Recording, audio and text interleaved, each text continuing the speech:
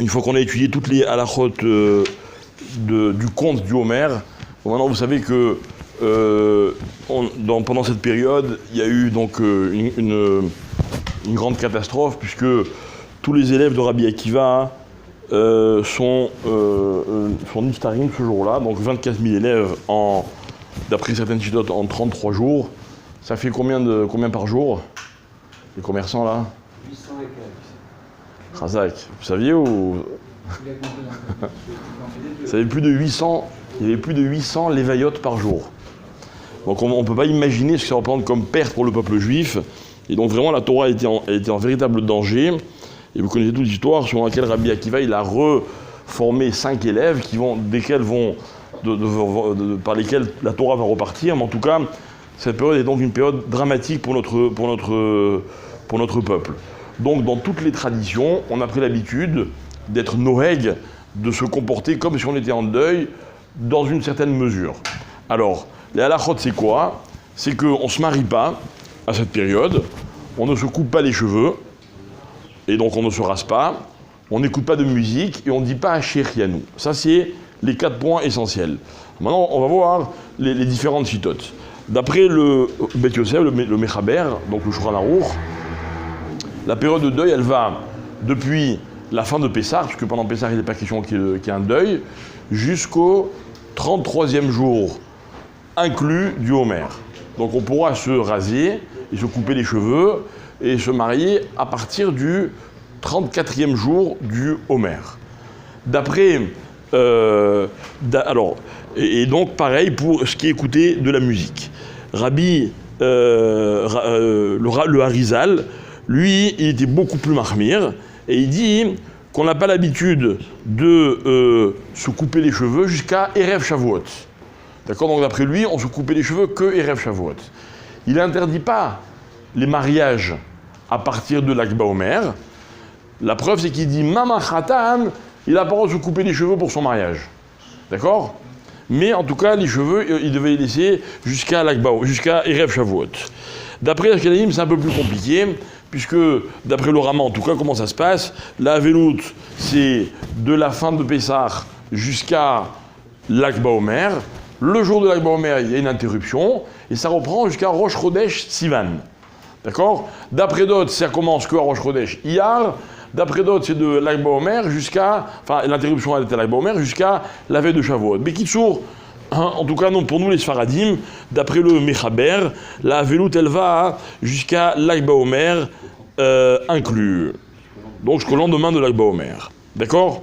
Donc maintenant, un jeune homme et une jeune fille à qui on propose un shidour ont le droit non seulement de se rencontrer dans le but de se marier, et puis si ça colle, ils ont même le droit de faire une petite joie, ça veut dire de marquer le coup, ce qu'on appelle en anglais tunisien un vort, d'accord? C'est-à-dire que c'est comme ça qu'on scelle, on dit voilà, c'est bon, on décide de se marier, et donc on aurait le droit de faire la fête, mais sans musique, bravo, sans musique, d'accord? Donc on pourrait la faire éventuellement en chantant.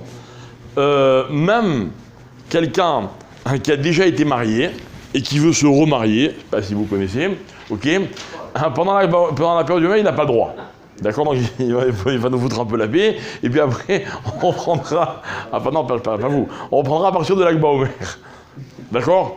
Le seul mariage qui est autorisé.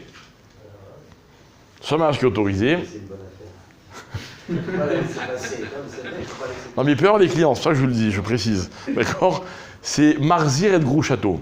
Un couple qui a divorcé et qui décide de se remarier, le même couple. D'accord? Donc éventuellement, quand la femme ne s'est pas mariée entre-temps, enfin pas éventuellement, obligatoirement. Ok? Donc là, alors je ne sais pas si c'est parce que c'est une très grande mitzvah ou c'est parce que la joie, elle n'est pas...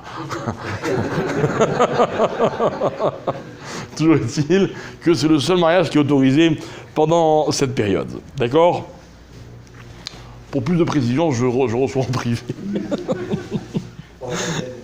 Alors, maintenant, une bar mitzvah, un enfant qui est bar mitzvah, on a le droit de lui fêter sa bar mitzvah, mais sans musique. D'accord? Pour une bar mitzvah, on n'a pas le droit de faire de la musique. Donc après, il y a les différents minagim selon le Harizal, etc.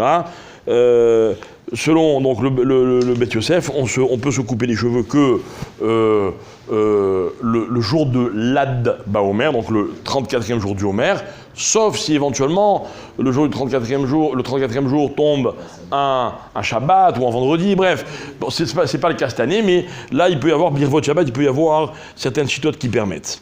Ok.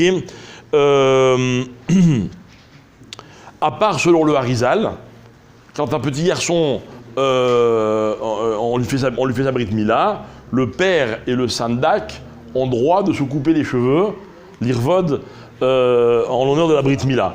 Et comme, d'après certains, non, le Hari ne permet pas.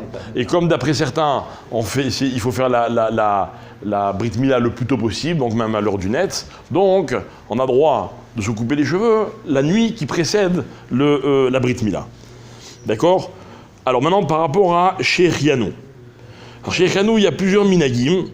Ok, il y a plusieurs minagim. Il y a des minagim qui disent qu'on a le droit de dire Shechianu pendant cette période. Il y a des minagim qui disent ça dépend. Sur des vêtements, on n'a pas le droit, mais sur des fruits, on a le droit. D'autres disent on a le droit sur des fruits, mais que le Shabbat. Et d'autres disent on ne dit pas Shechianu du tout pendant toute cette période. D'accord?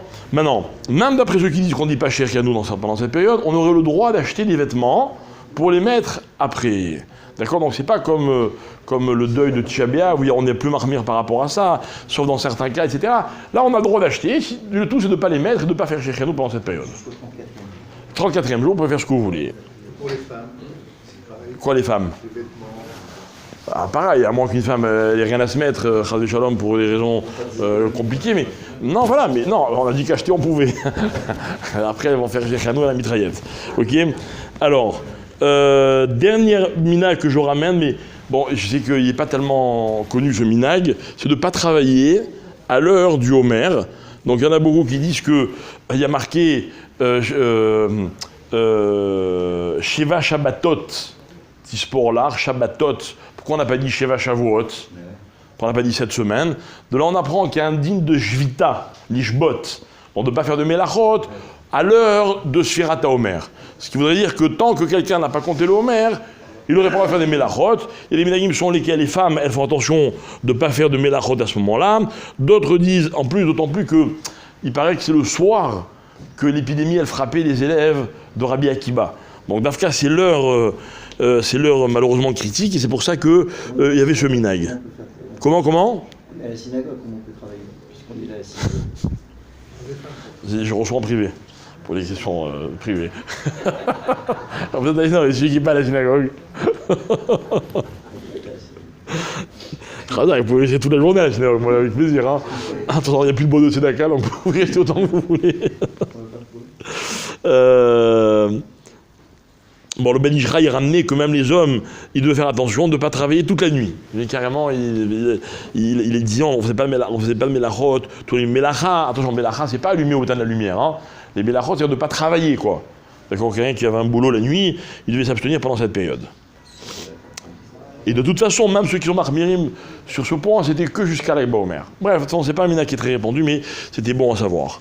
Voilà, Mincha, si Dieu veut, aujourd'hui à 18h50. Bezrat Hashem, jusqu'à la